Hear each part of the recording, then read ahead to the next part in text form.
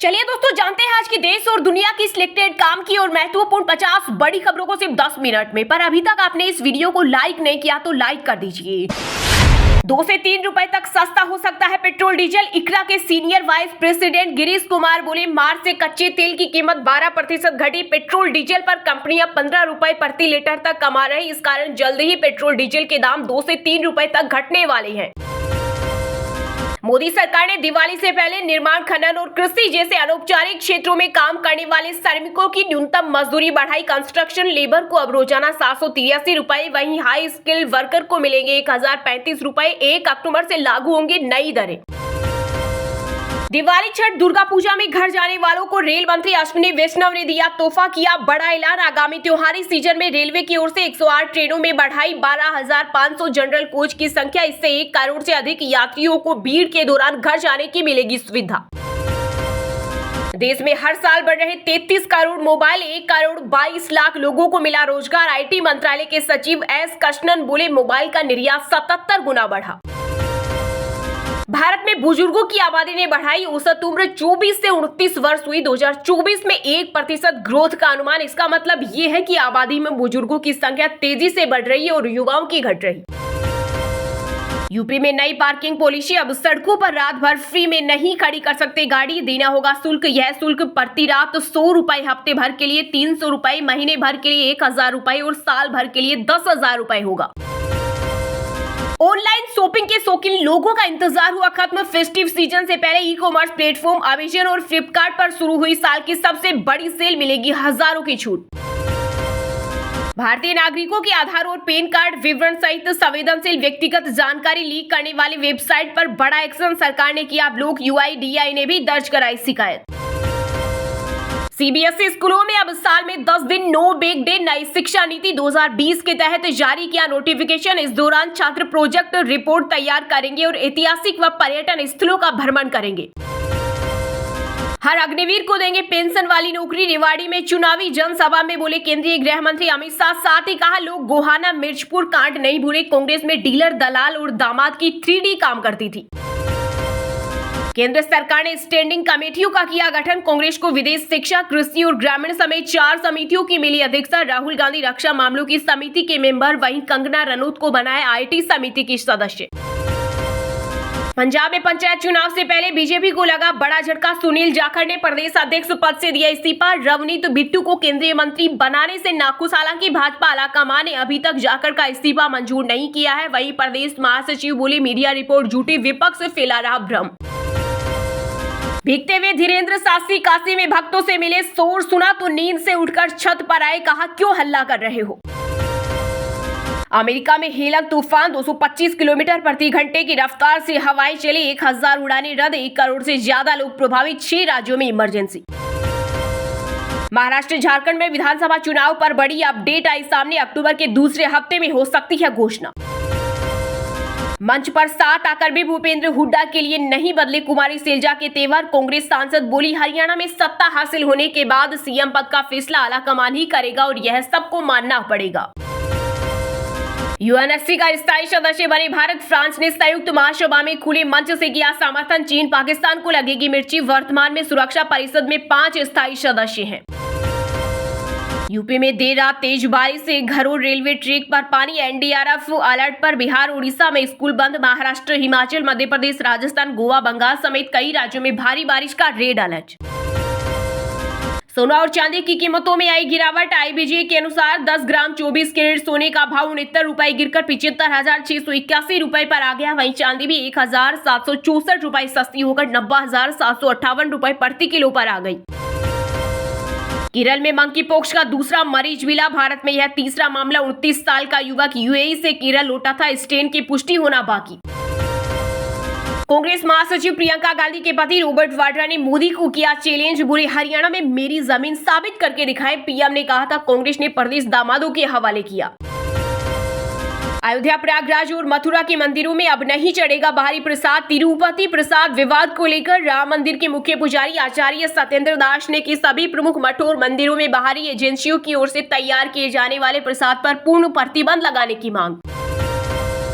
न तो मैं रिटायर हुआ हूँ और न ही थका हूँ। हरियाणा में सीएम पद को लेकर भूपेंद्र सिंह हुड्डा का बड़ा बयान। बोले मुख्यमंत्री पद पर आखिरी फैसला कांग्रेस हाईकमान को करना है और यह मुझे स्वीकार्य होगा। जम्मू कश्मीर में आतंकियों के तोड़े हुए 100 मंदिरों का करेंगे जीर्णोद्धार। केंद्रीय मंत्री अमित शाह बोले पड़ोसी देश से इलू इलू कर रहे कांग्रेस और एनसी। विधानसभा चुनाव से पहले सरकारी नौकरियों को लेकर कांग्रेस नेताओं की बड़बोली बयानबाजी पर राहुल गांधी को देनी पड़ी सफाई। कहा हरियाणा में 2 लाख सरकारी नौकरी देंगे, हर जाति को बराबर मिलेगी। ओडिशा की मांझी सरकार का बड़ा फैसला, महिला कर्मचारियों को मिलेगा 180 दिनों का मैटरनिटी लीव। जारी अधिसूचना के अनुसार महिला कर्मचारी 180 दिनों की छुट्टी ले सकती है, जबकि पुरुष कर्मचारी 15 दिनों के पितृत्व अवकाश के हकदार होंगे। हरियाणा चुनाव के बीच कांग्रेस ने 13 बागियों को निकाला। अब तक 16 नेताओं पर हुई कार्रवाई, इनमें से 4 निर्दलीय लड़ रहे, बाकी पार्टी उम्मीदवारों के विरोध में।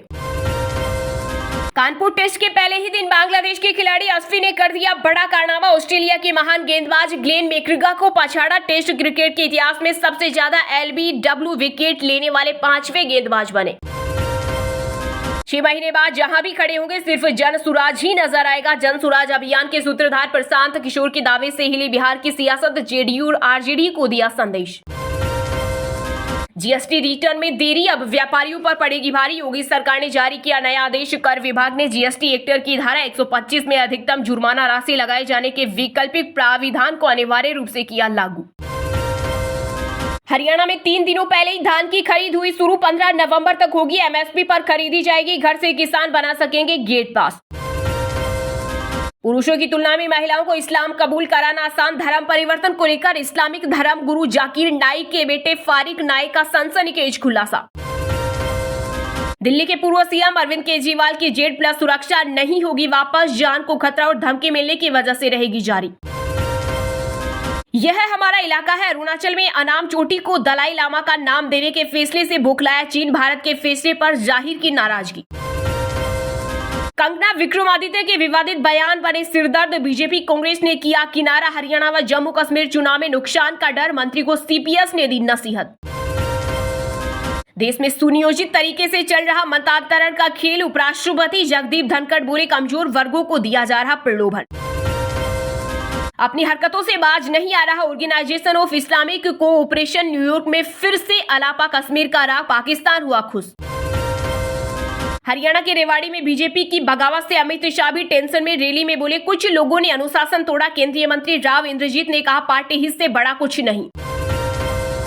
मांझी और लालू की जाति वाली लड़ाई पर बिहार में बढ़ा सियासी पारा। केंद्रीय मंत्री चिराग समेत कई नेताओं ने दी प्रतिक्रिया। तेजस्वी यादव ने कहा मांझी और उनका बेटा आरएसएस स्कूल से पढ़ा लिखा है, जो आरएसएस कहता है वही बोलता है। कर्नाटक लोकायुक्त में मल्लिकार्जुन खड़गे के खिलाफ शिकायत दर्ज। कांग्रेस अध्यक्ष के परिवार के ट्रस्ट पर जमीन हड़पने का लगा आरोप। लैंड फॉर जॉब घोटाले की मुख्य साजिश करता है लालू यादव। ईडी ने चार्जशीट में किया दावा। 2100 तक खत्म हो जाएगा शादियों का चलन, लोग नहीं करेंगे किसी से विवाह, रिपोर्ट में खुलासा। हरियाणा के जुलाना सीट से चुनाव लड़ रहे इनेला बसपा गठबंधन के उम्मीदवार सुरेंद्र लाठर का एफिडेविट काम ने किया तो इस्तीफा दूंगा। 100 रुपए के स्टाम्प पर 4 वादे गिनाए। कांग्रेस के विनेश फोगाट से कांटे का मुकाबला। तिरुपति लड्डू विवाद को लेकर जगन मोहन रेड्डी को मंदिर जाने की इजाजत नहीं। पूर्व सीएम बोले घर में बाइबल पढ़ता हूं लेकिन सभी धर्मों का सम्मान, राज्य में राक्षसों की सरकार। हरियाणा विधानसभा चुनाव के बीच कांग्रेस नेता के खिलाफ ईडी ने की बड़ी कार्रवाई। महेंद्रगढ़ से विधायक राव दान सिंह की करीब 44 करोड़ की प्रॉपर्टी को किया अटैच। जांच में चौंकाने वाले खुलासे। जेल और लाठी डंडे से नहीं डरते, झारखंडी लड़कर लेंगे अपना हक। रांची में राजनीतिक विरोधियों पर गरजे सीएम हेमंत सोरेन। बोली भाजपा के लोग व्यापारी हैं, इनके पास इतने पैसे हैं कि जहां हारते हैं वहां पर सरकार खरीद लेते हैं।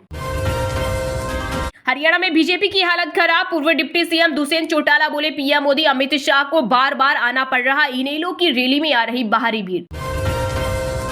विक्रमादित्य के बयान से हिमाचल सरकार ने किया किनारा। कांग्रेस के वर्किंग प्रेसिडेंट संजय अवस्थी बोले आई कार्ड अभी अनिवार्य नहीं किया, स्ट्रीट वेंडर कमेटी लेगी फैसला, मंत्री का निजी बयान होगा।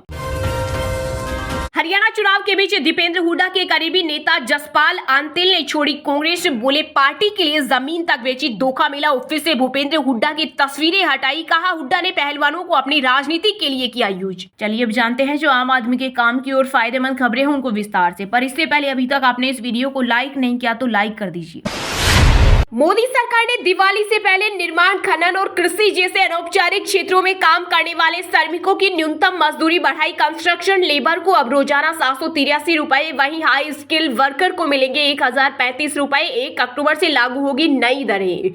केंद्र में मोदी सरकार के नेतृत्व वाली सरकार ने देश के श्रमिकों को बड़ा तोहफा देते हुए उनकी दिवाली और भी रोशन कर दी है। दरअसल सरकार ने श्रमिकों के लिए परिवर्तनीय महंगाई भत्ता यानी VDA में संशोधन किया है और उन्हें मिलने वाली न्यूनतम मजदूरी दर को बढ़ाकर 1035 रुपए प्रतिदिन करने का ऐलान किया है। दरअसल सरकार ने एक बड़ा ऐलान करते हुए मजदूरों को मिलने वाली न्यूनतम मजदूरी की दरों में तगड़ा इजाफा किया है। रिपोर्ट के मुताबिक सरकार के इस फैसले की जानकारी शेयर करते हुए श्रम मंत्रालय की ओर से बताया गया है कि इस फैसले का उद्देश्य मजदूरों को जीवन यापन की बढ़ती लागत के बीच मदद करना है। न्यूनतम मजदूरों की दरों में ताजा संशोधन के बाद निर्माण, साफ सफाई, खनन, कृषि, सामान उतारने और चढ़ाने जैसे अन्य स्किल श्रमिकों के लिए सेक्टर ए में न्यूनतम मजदूरी दर 783 रुपए प्रतिदिन कर दी गई है और इस हिसाब से देखें तो हर महीने इनके हाथ में 20,358 रुपए आएंगे। सरकार द्वारा मजदूरों की अलग अलग कैटेगरी के हिसाब से न्यूनतम मजदूरी की दरों में किए गए नए बदलाव के बाद अब अर्ध कुशल श्रमिकों के लिए न्यूनतम मजदूरी दर 868 रुपए प्रतिदिन कर दी गई है और उन्हें हर महीने 22,568 रुपए मिलेंगे। बात करें कुशल लिपिक तथा बिना हथियार वाले चौकीदार या गार्ड की तो उनकी न्यूनतम मजदूरी को बढ़ाकर 954 रुपए प्रतिदिन कर दिया गया है। इस हिसाब से उसका मासिक मेहनताना अब 24,804 रुपए प्रति माह होगा।